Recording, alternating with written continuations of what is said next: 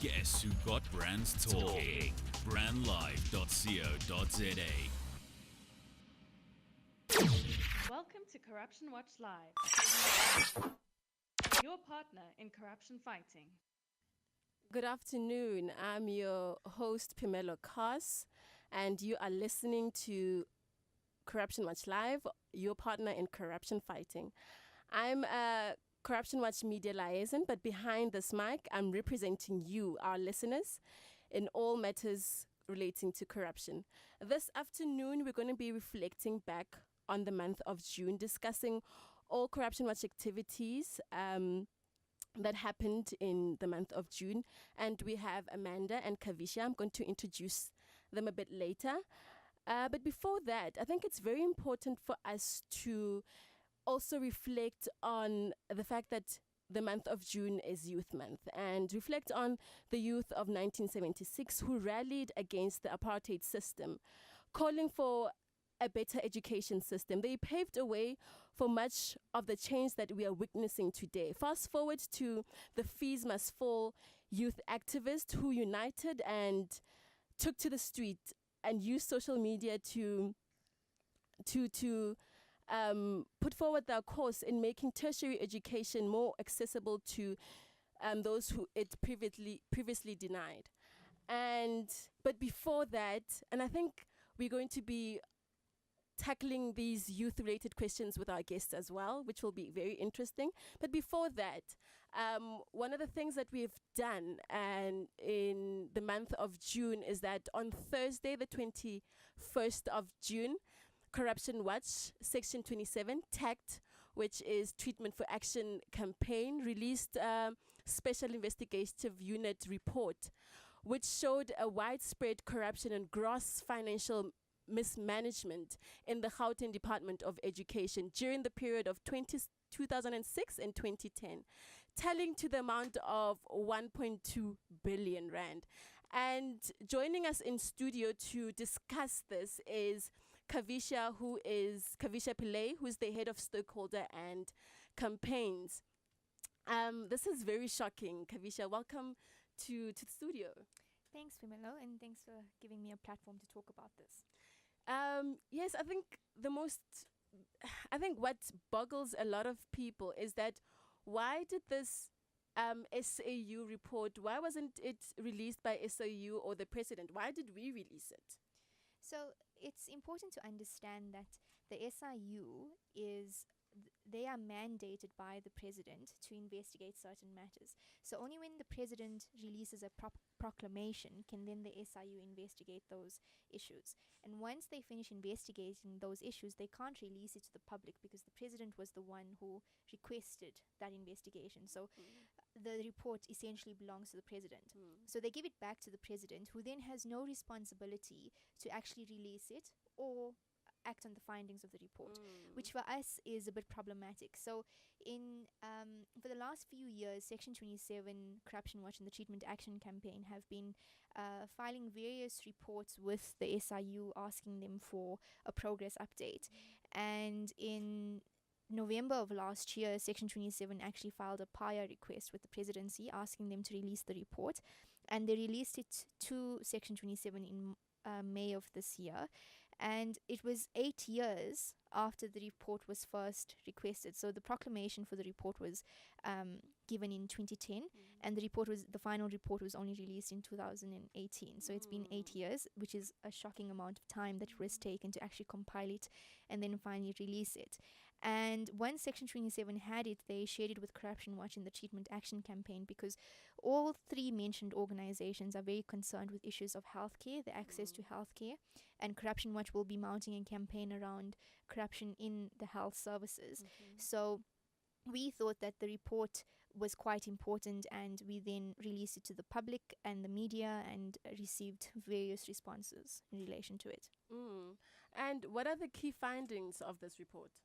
So the report is quite shocking in the sense that it implicates key officials within the department. So the first person and the most, if I could say, the most outrageous, implication or finding was that the MEC for Health at the time, Brian Hlongwa, was the one who facilitated corruption, and under his watch there was about 1.2 billion rand worth of irregular and fruitless and wasteful expenditure.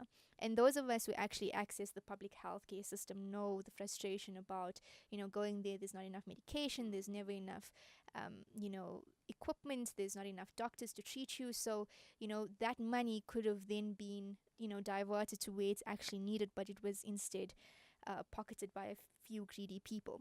But essentially what was very shocking was that private companies benefited quite substantially from this, and essentially they captured the department by providing the MEC or the former MEC with upgrades to his house. They gave him money to purchase a house, they provided luxury travel to keep people within the department. So it's the standard textbook case of how capture happens. But what's interesting to note is that it happened before the Zuma era. So this type of thing, that corruption only started, or capture only started in the Jacob Zuma administration, is completely wrong. And this is one of those key examples about it. But again, one of the companies implicated, called 3P Consulting, essentially they seconded 20 of their staff members to key positions within the department. One of them being the CFO of the department, who was then signing off payments to his company, 3P Consulting, also sitting on a committee that was awarding tenders to it. So the report itself is quite shocking, and I think there's a lot that we can learn from it in terms of capture. And even though that the investigation took place between 2006 to 2010, and it's almost, it's about 10 years, I think the implications of it, looking at the current collapse of the Gauteng Health Department, it's still relevant in today's discussions. So we've released this important report, and it's in the public domain, and a lot of people know about it. And so what are the next step for Corruption Watch after releasing this report? Well, I think in terms of next steps, this matter has been investigated by the SIU. We've written to various prosecutorial authorities, such as the South Gauteng Director of Public Prosecutions, as well as the NPA and the Asset Forfeiture Unit, asking for progress, because these the information has been in the public domain for quite some time. So everybody has known Brian Hlongwa, who was the MEC and is now the chief whip of the ANC in the Gauteng provincial legislature. Media was reporting about this as far back as 2014, but there's been no criminal prosecution against him. So basically what Corruption Watch and the other partners are wanting to find out is that where are they in terms of the investigations and in terms of the prosecutions, and what are the next steps. So once we receive responses to our various letters, we will then notify the public. But a key thing that's going to be happening in about a week or two is the Treatment Action Campaign. They are planning a mass march to the Gauteng provincial legislature, calling for the removal of Brian Hlongwa. For us, it's completely disturbing that somebody who's been implicated in such gross financial misconduct and corruption still occupies a key position of power within the provincial legislature. So Corruption Watch will be participating with the TAC in that matter, but anything that we do going forward, we will keep the public updated and notified.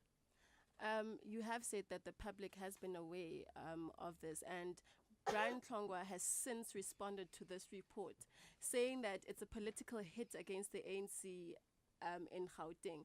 What is your response to this? I think it's quite insulting, because in his response to the release of the SIU report, he didn't have much to say. He just said, well, it's not new information. We've civil society and the media are trying to cook up some conspiracy, because I think the elections for the ANC in Gauteng, the Gauteng leadership, the provincial leadership is taking place at the end of July, if I'm not mistaken. So he's trying to say, well, the information is not new, so we're just putting this out strategically before the Gauteng ANC election, so that, we're trying to influence what happens there. We're trying to discredit the Gauteng leadership. And frankly speaking, that's not true. We categorically deny that we have some sort of political agenda or conspiracy. We had this investigation has been going on for the last few years, and it was important for this to be released into the public domain so that the public have an understanding of what happened during that time. And both Section 27 and Corruption Watch have been engaged with, the Gauteng leadership in terms of the Premier's office. I mean, our director, David Lewis, serves on the Ethics Advisory Board in Gauteng, and I know Section 27 has a good relationship with the Gauteng provincial government as well. So we definitely think that those allegations are not true, and he basically had nothing fruitful to add, so he just said that, well, we're implicating him in some political conspiracy. Yeah. On the show, we always encourage people to participate in the fight against corruption. And so how do we, as the listeners, how do you want us to respond to this report? And what do you want us to do to help? Well, I think, the release of this report is important for everybody, not just young people. But it is, for young people, if you sort of see the stats around, youth unemployment in the country, how much young people are dependent on the state for, basic services such as the public education system, such as healthcare and so on. These things directly affect a large majority of young people living in South Africa. And I think an important thing is just to call on young people to actively reject corruption, to not participate in any corrupt activity, to join, Corruption Watch in its efforts in reducing corruption. And the likes of, as we now in July, and we know that it's, Mandela Day is approaching, and it's the centenary year and so on, and they were the generation who said they want to achieve freedom in their lifetime, which was a very powerful thing. And that was the legacy that they left. And I think for us as young people, the legacy, we need to define what is our legacy. For me personally, I think my personal cause is, social justice in my lifetime. But I think we should also be saying a corruption-free South Africa in our lifetime. And if that's what we want to see, we need to be able to work towards it actively, not just, participating and then pointing a finger and said, oh, well, the cop bribed me and so on. So, yeah, I think that's my message to young people, that, we need to decide what is the legacy that we want to leave behind for the future, and we need to start working on that now. Just on the tip, before I let you go, part of our June reflection is that we are also looking back on the contribution of young people in our democracy. So as a young person yourself, do you think that the young people have a particular responsibility for building a corrupt-free South Africa? Yeah, and it relates to my point that I mentioned previously, is I think, the majority of the country at this moment is, there's a lot of young people here, and young people wield a lot of power in terms of, deciding on what is the state, what do we want to achieve in South Africa. So I definitely think that we have a role to play, and you don't have to join a movement like Corruption Watch. All you have to do is just reject corruption when you see it. It's as simple as that. But I think we still have a long way to go, because corruption has become a bit of a cultural norm in the country. So part of our work at Corruption Watch is to engage young people around these behaviors, and sort of break the stereotype that you don't have to pay to get into a hospital line, or actually it's not okay to bribe a police officer to avoid facing consequences. So I think a large part of our work at Corruption Watch is engaging the youth and changing the narrative around it. But definitely the youth play one of the most important roles in achieving a corrupt-free South Africa. Thank you so much for your time and for coming into studio and joining us for this important discussion. You are listening to Corruption Watch Live, your partner in corruption fighting, and I'm your host, Phemelo Khaas. We will be taking a break. Straight after that, there will be a song by Amanda Shivamba, I Am Doing Fine. Harnessing the power of talk radio. brandlive.co.za. The station with the best music. Best music. I love the music. Best music.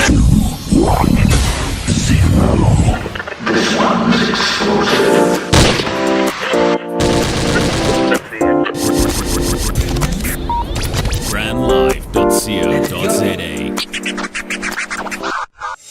Lunatic, 'cause I do what I want, and I get what I want when I want it. You know life can be so ordinary. Boy meets girl, they said, oh, make a baby.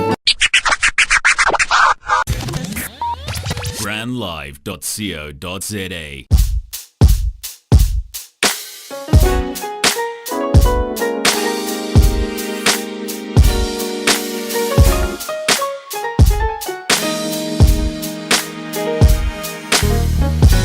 Please relax, let me have a moment of your time. Oh, I got something to tell. You see me, one day I almost lost my mind. I live to tell you everything. Oh, no, I lost my mind. I never took the time to see what I was feeling inside. 4 years you held my light. You had me locked up in your night. And then the morning break. That's when I knew that we were over. It never ever felt the same since that day. I know you're doing quite alright. And maybe I'm doing just fine. I'm doing fine. The sun still shines on you. There's nothing in the world I know I cannot do.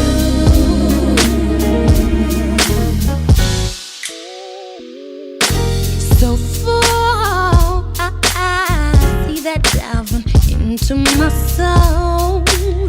And you didn't even care to know how tarnished I felt. See, your problem is I understand me more than you know.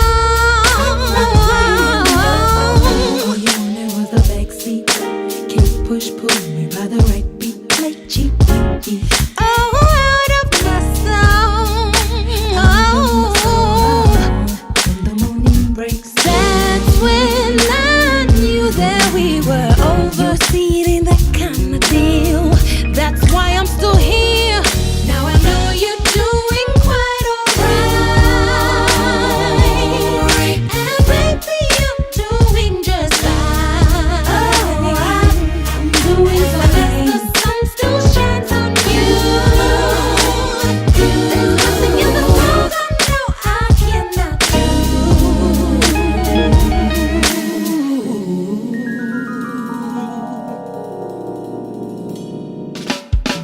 I was nothing but a little girl. First encounter with the sour man, it ruled my world. Later on, it came to be. You inspire me every day. Even all of my pain and what you take away. You're so supreme. Without you in my world, I don't know where I would be. Look at me, strong grown woman living gracefully. So happy, you could tell that God has been good to me. I've come to be more than what they said that I would never be. They doubted me, didn't know how later I'm living my dream. I'm living my dream. Hey, they can take that away and they can mess with me. Oh, ain't nothing in the world I cannot do.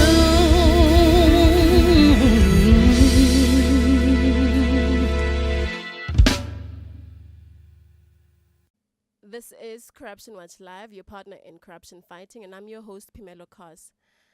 So Corruption Watch is adding its voice to the draft of the National Anti-Corruption Strategy, a document initiated by the Anti-Corruption Interministerial Committee established in 2014.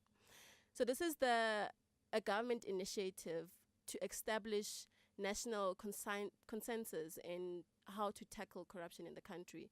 For this discussion, we are joined in studio by Amanda Shivamba, who is a legal researcher at Corruption Watch. Amanda, welcome. Thank you, Phemelo. Thank you for having me, and good afternoon to your listeners. Great. How will the tabling of the National Anti-Corruption Strategy help in the fight of corruption? Isn't this just another government tick box activity? That's a really good question, Phemelo, because government, it's not the first time they're taking an initiative to try and tackle corruption in this form. And the way that this initiative is different is that government wants to get the citizens involved. They want to get input into the strategy from different sectors, like civil society, like business, and just as well as the public at large.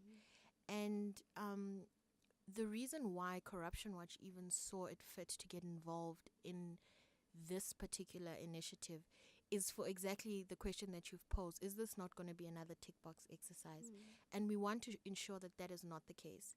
We want to ensure that the public does get involved. We want to ensure that this document, people do know about it, because a lot of the time you find that people are unaware of these initiatives. There isn't enough publicizing of it by government. And so we want to come in and raise awareness, let the people know that, look, there is this document that is being put together that is meant to tackle corruption in South Africa.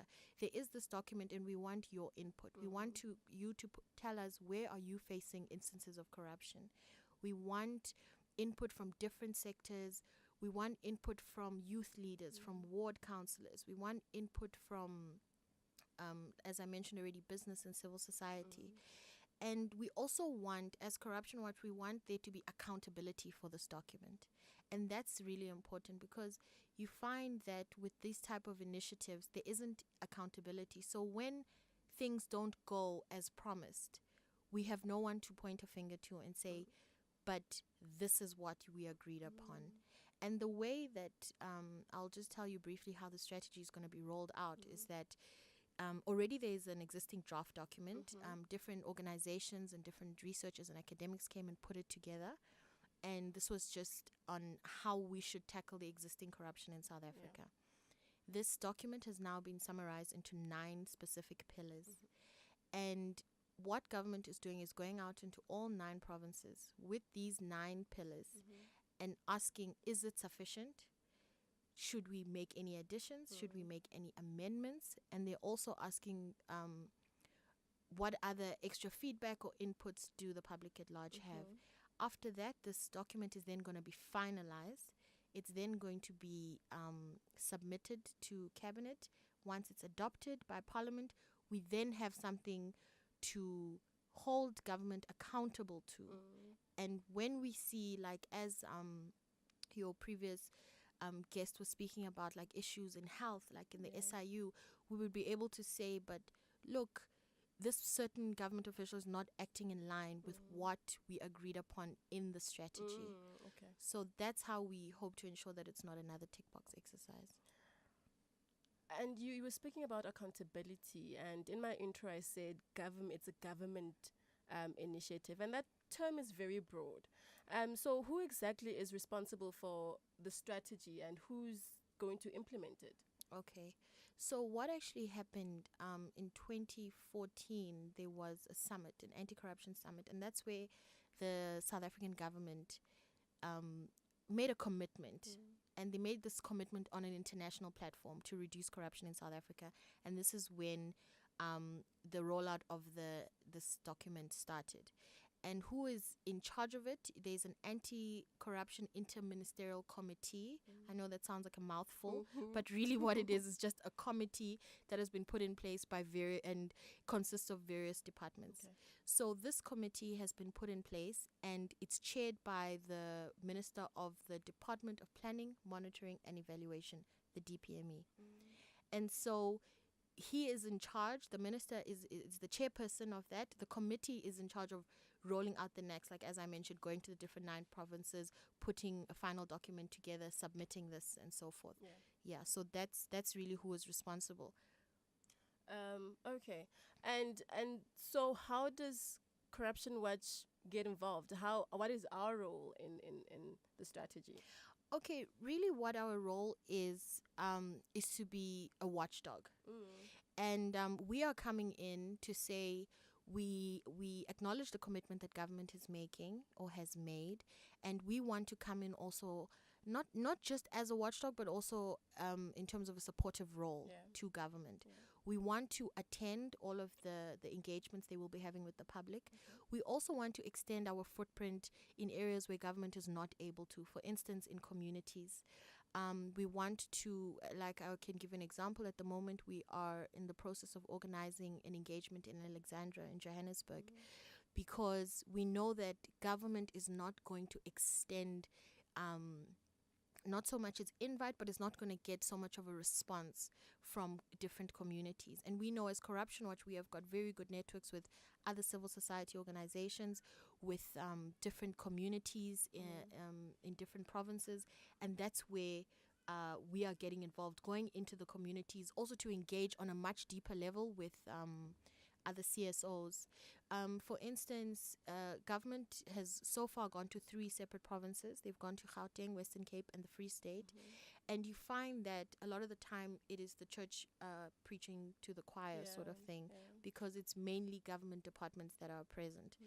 And this is why Corruption Watch wants to get involved and actually pull in our constituencies and like your community leaders, your youth leaders. We really want to get to the grassroots level to make sure that this is not just a document that has been put together by a certain constituency within the country. Yeah, but we want to make sure that it includes, as I said, we're going into Alex in Western Cape, we're also going into Khayelitsha, and so we want to really get communities involved. And then at the end of that, we're also going to put together a document. And we're going to submit this document to the committee that we've just spoken about. And also involved in other interventions that we are doing aside from community intervention is we are also speaking to anti-corruption experts regionally, locally, regionally, as well as internationally, to also expand on this document, make sure that it is one of that is of an international standard. We also have a public survey that is up on our website at the moment, and I really do encourage your listeners to get on our website and to do the survey. It's very quick. It's 3 minutes. It won't take you any longer than that. And really, you also, let us be part of this. We shouldn't just complain about corruption, but let's also be part of combating corruption. And so the questions are very simple, very digestible. We want to know if you've ever heard of the anti-corruption strategy. We want to know if you think an anti-corruption strategy is actually one of the solutions to combating corruption. So I do encourage them to get on the website at www.corruptionwatch.org.za and to take the survey. So those are the different initiatives. It's workshops with CSOs in business. It is a public survey. It is speaking to anti-corruption experts, and then we are then going to compile this into one report and submit it.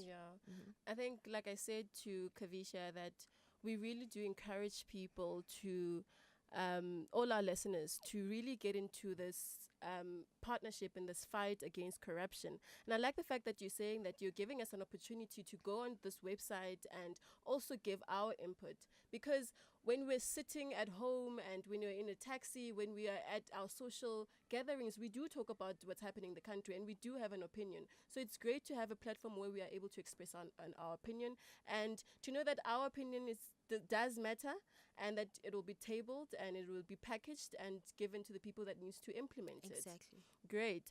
And like I said to Kavisha, as a young person yourself, Amanda, I also want to give you a youth-related question. And I'm aware that you are from another African country, and I just wanted to know, what is from your personal perspective, what is the biggest advantage or disadvantage of being a youth in this country, in South Africa?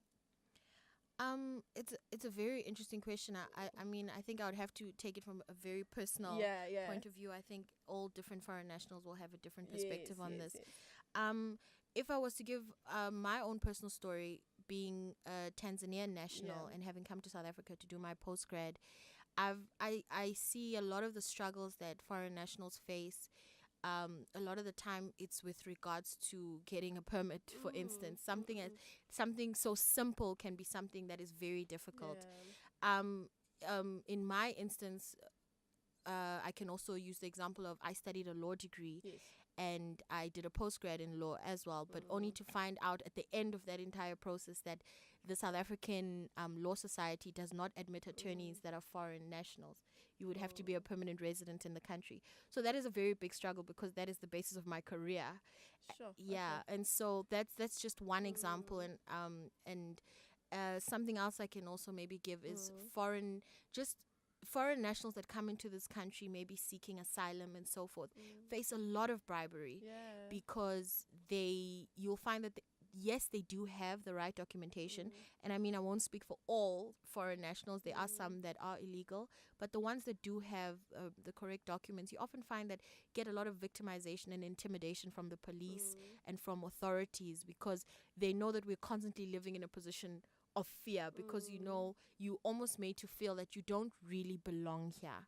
And so those are some of the issues that are faced. And I mean, I can also speak to something like the fees must fall movement, you know, and a lot of people don't realize that a lot of foreign nationals actually come into South Africa to study, but there is a very big discrepancy between the school fees that are paid, or university fees that are paid by a South African national as opposed to a foreign national. And so those are also some of the struggles. And we come to South Africa to study because we know the institutions are of an international standard, and that's the reason why we leave our countries to come. But the amount of financial pressure that is put on us, or the parents of foreign nationals, it's extreme. So those are just a few.